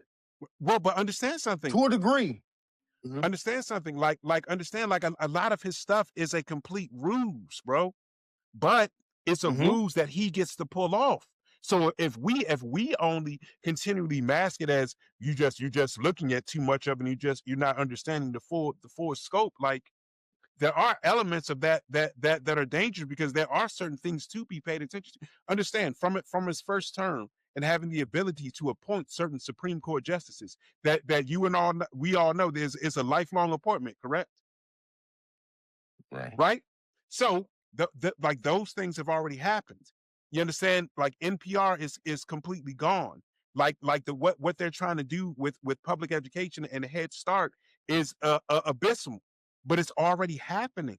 So we can't, I understand what you're saying, bro. And I get it, and I'm not raw. I'm not doing that. Oh yeah, but of course. we still stuff is literally happening directly before our eyes, and from and I haven't even said it that much yet, but I'm going to say it now, from ideology to practicality. But boom. Yeah. But in all actuality, from ideology to actual practicality, things are happening, dog. And cool. Declassifying, rescheduling marijuana down to a 3. Yeah, that's what's up. That's cool. I like to smoke. I like that. That's what's up. Yeah, that's cool. That's cool. Allegedly. Thumb up. There's also an aspect that's funny. That just real quick to that point, P. Why you should pay attention, and why I will pay attention for you, audience, is because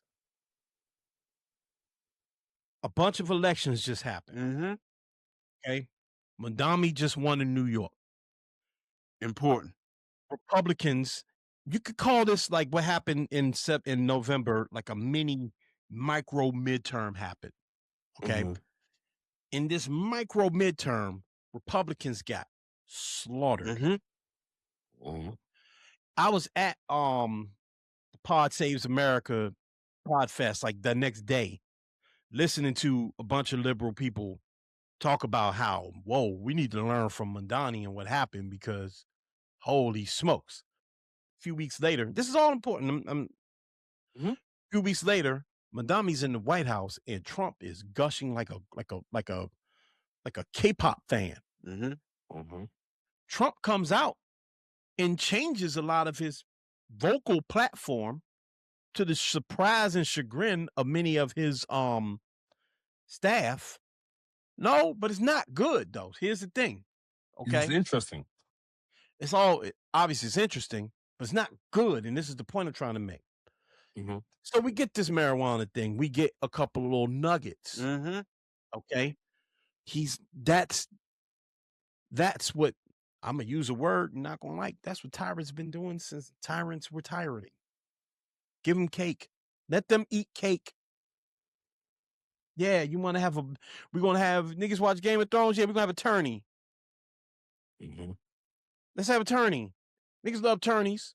Let's have a come to the Coliseum.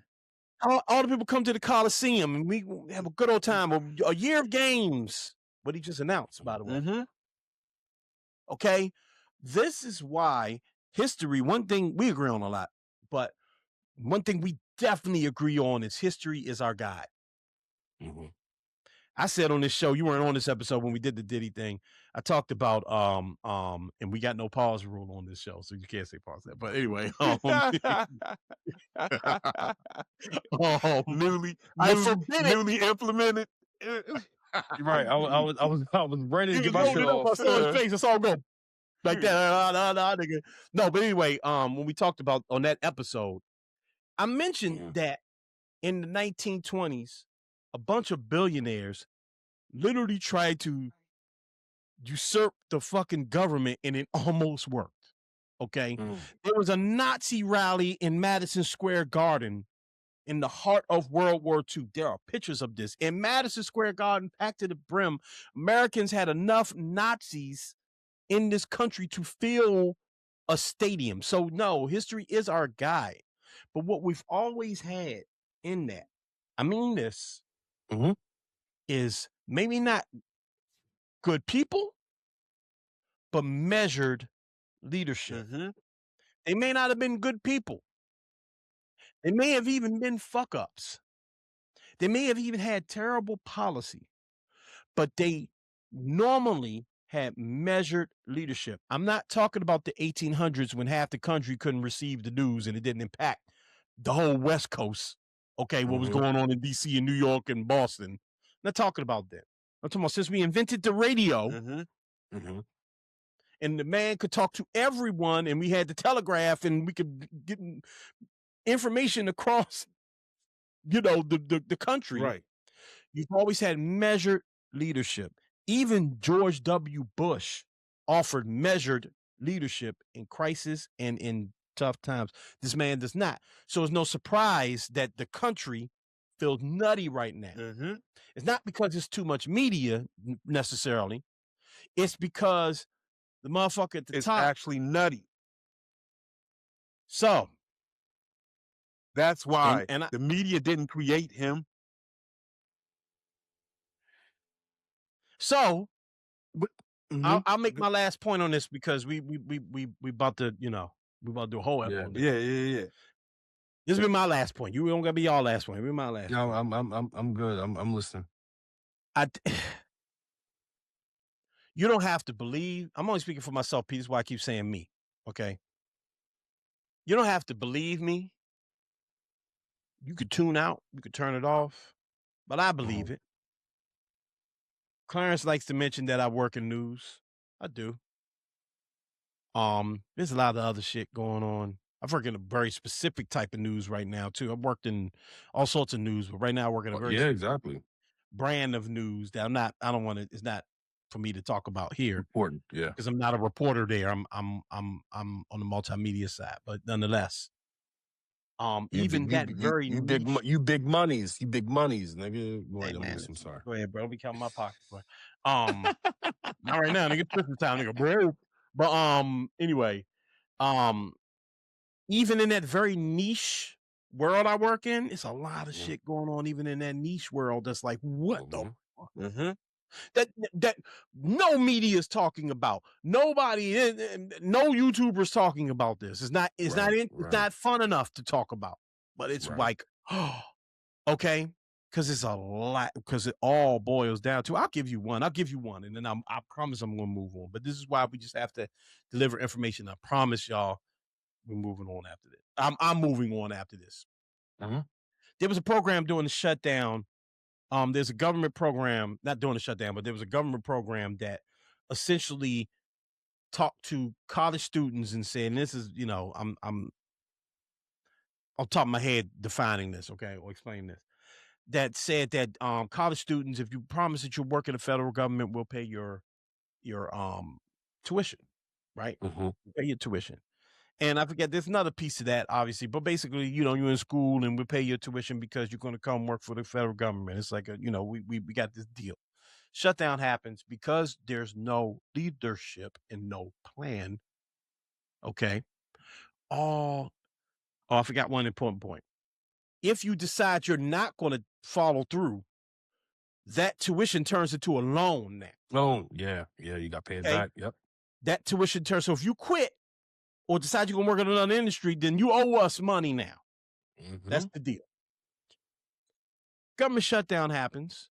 You know what happened to all these kids? They all got loans because there was no plan for them. Right. There's no plan. That's poor leadership. That's what we have to look out for right now. Things are agree. happening. National figures die, one on camera, one off, Mm-hmm. and you incite the violence instead of calm the country. Right. Oh yeah, he's a horrible leader. I get that. I agree And with that you. matters. And that's I what agree with you. me and It Paul are does. trying to say. And that's why people hair on fire right now, because people are feeling it. So we have to talk about it. And to me, Mm-hmm. it's the #1 news story of 2025. I'll move on. You Yeah. two, if you want to finish up, please feel free. Man, I'll just say this. I was talking to my cousin.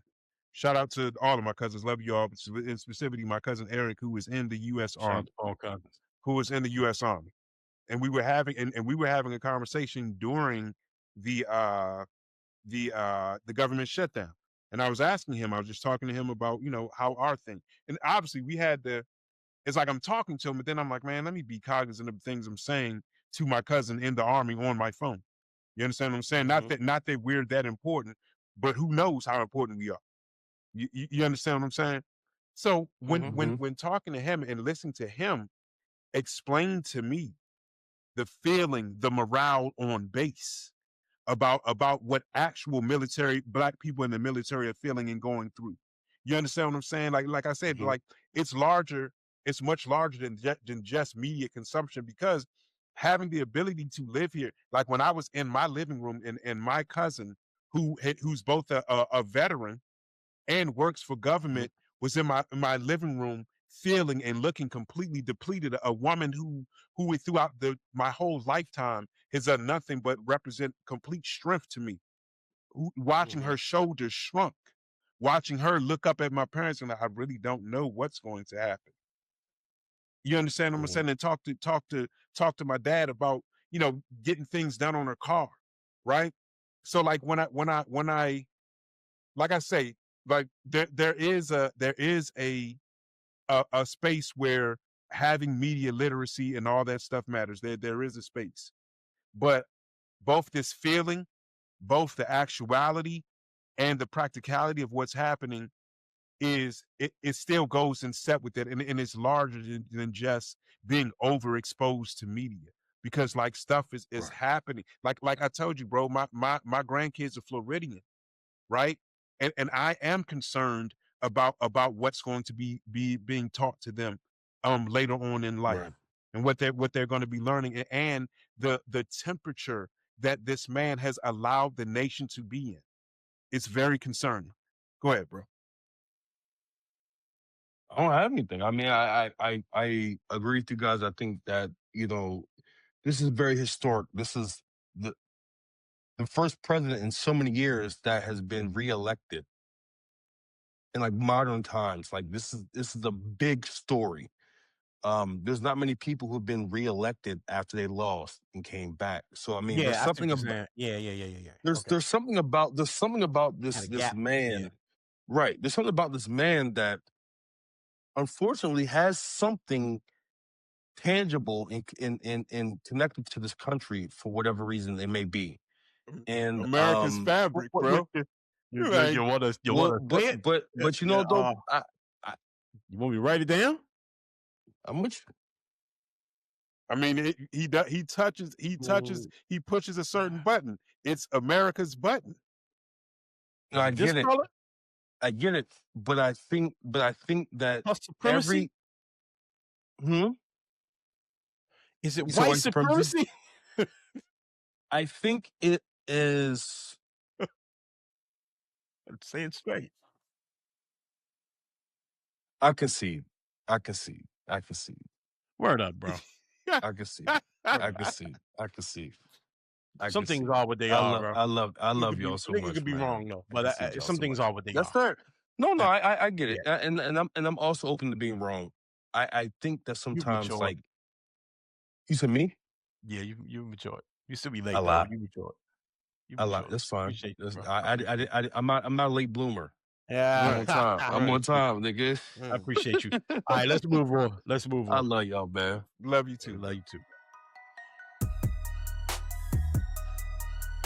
All right, we reached the end of the show. That was a lively debate. You know, I knew that one would be, I knew that was going to be. There's no way that wasn't going to be. It's always amazing when we get the band together, when the Rat Pack comes together. Yeah. You know what I mean? And all respect to LT and Nargis, but when the Rat Pack gets together, this is what we do. Especially on politics. Especially on politics. We get very heated. Yeah, we're politics. We're brothers and we're color.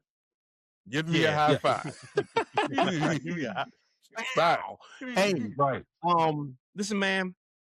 Wrapping the year up, coming back in 2026 with a lot. We're back in the studio. Yes, indeed. Lot going on.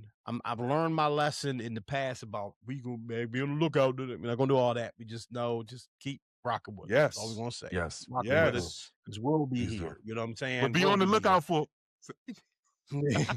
Right. Paul said it, not me. Nah, man. But nah, man, I do want to say I told Nargis this. I want to say to y'all, we don't get the opportunity to say to LT.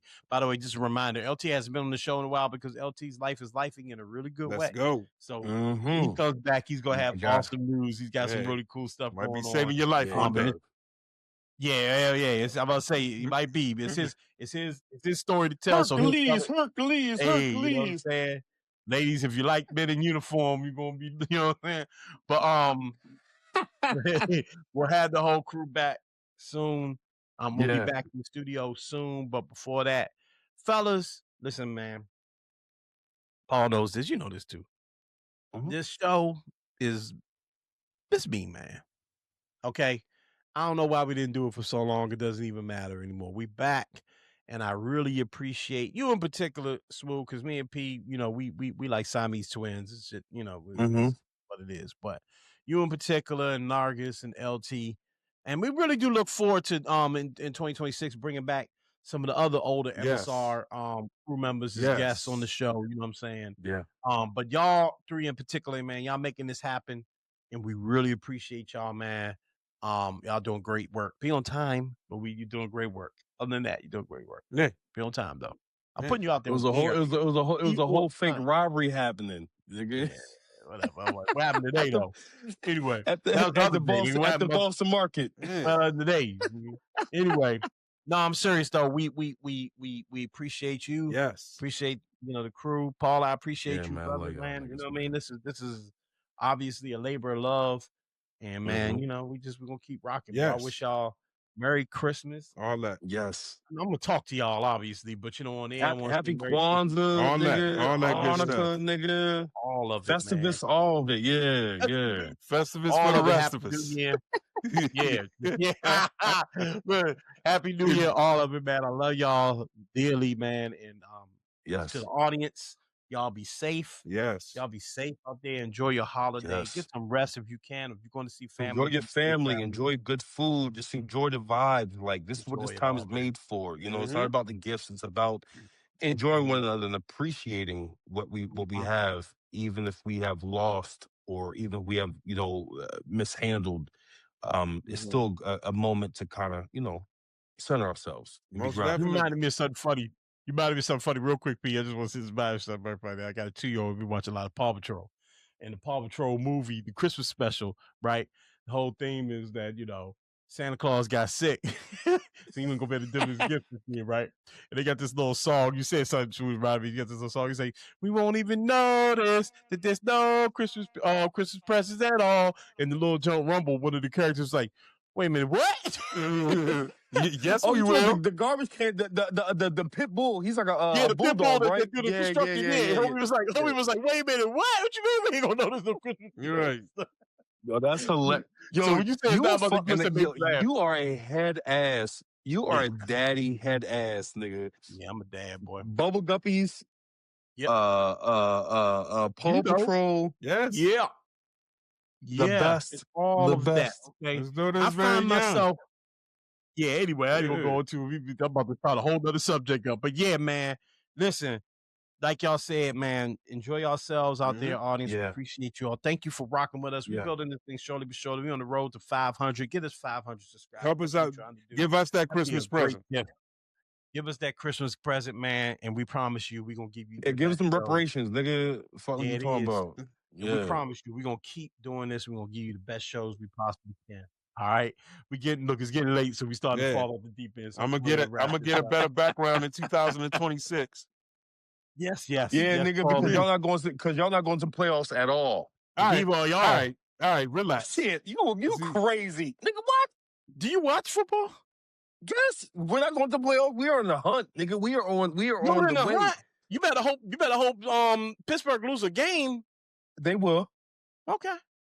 I like to, hey, listen, my Super Bowl pick was the Commanders and Ravens, so that's out the window. Okay. Clearly. I want the Wow, Betway I would love that. That would be the I would dopest shit ever. literally love that. That would be amazing for the Everybody. city and the state. And the Everybody, league. yes. There'll be so Yeah. much fucking. Oh Next my year. god. Next year, man. Next Next year, year we baby. might make it Yeah, happen. just make sure Jaden is not the RG4. You know what I mean? Then we'll be all right. All right, that's why we're ending the show now. That's exactly why we're ending the show now. Mute this nigga, dog. You know what I'm Anyway, all right, saying? y'all. We up out of here. Brother Smooth, thank you so much, man. Yes, sir. Appreciate Love you. y'all, man. Love y'all. Thank you for listening. Thank you for being tapped in. You know, we appreciate y'all. Thank you for loving us, coming back. And you know, we have more in store for y'all. So thank Most y'all. definitely. It is. Yeah. It is. Black man. Bigger, more attention paying, more detail. We're gonna have, we're just gonna really, really try to deliver to the very best of our ability in 26. And and like everybody already said, man, we greatly appreciate you all for rocking with us once again. And for those of you that are rocking with us for the first time, we appreciate you. And for those that haven't started rocking with us yet, get to it. Get ready. Yeah. What they said. Yeah. I'm Adam Butler. That's Paul Black Span. Man Span. Remember to be great. Free Elevate DC. Yes, Elevate us. Rip out of here. Peace.